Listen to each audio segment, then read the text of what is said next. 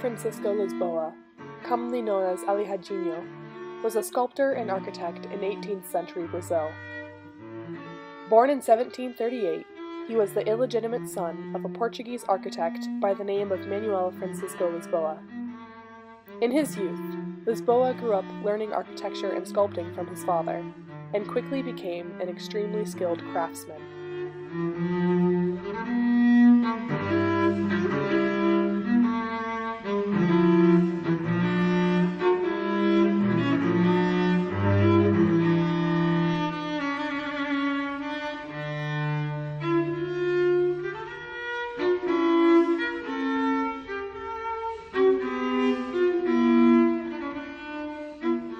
Due to his ability to claim a white father and his profession as an artisan, Lisboa was able to distance himself socially from the slaves who built his churches.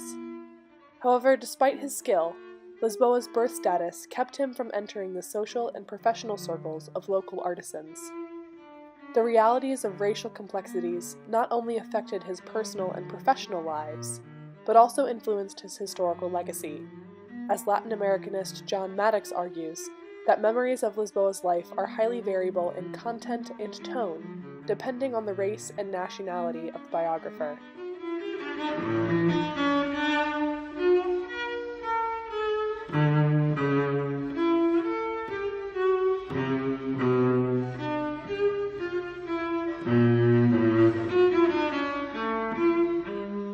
Lisboa's large body of work, both in size and volume, consists primarily of Catholic churches and sculptures of religious figures. The most notable are the Church of St. Francis of Assisi in Ouro Preto and the Sanctuary of Bom Jesus de Matosinhos. Of the two, the Church of St. Francis of Assisi is known particularly for its two round towers and front altar, which is covered in intricate carvings of religious scenes and symbols. The Sanctuary of Bom Jesus de Matosinhos is a significantly larger project, consisting of a main church, many small chapels, and a churchyard with sculptures of the Stations of the Cross and the 12 Prophets. Along with these large projects, Lisboa also completed many other doors, sculptures, altars, facades, and chapels in the region.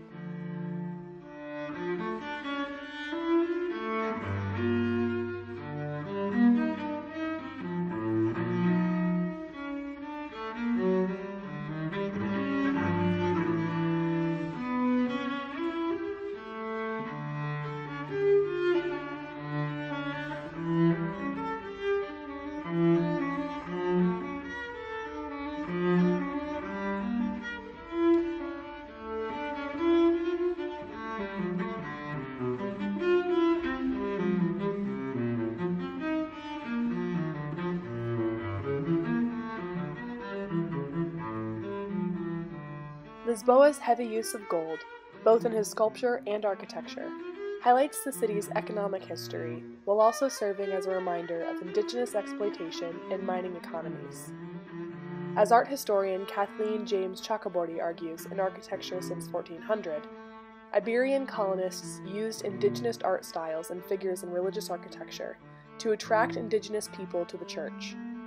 This functioned as a way to build the labor force for mineral extraction, and as such, Lisboa's structures represent, at least in part, tools used in colonial exploitation. With that said, many indigenous people grew to embrace Catholicism, its traditions, and its teachings.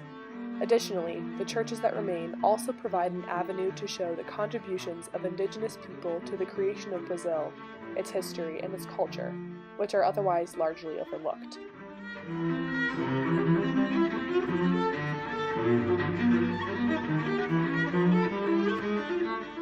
Overall, Lisboa's biography and body of work represent the impacts of colonialism on Brazil and highlight questions regarding race and performance in the creation of power hierarchies.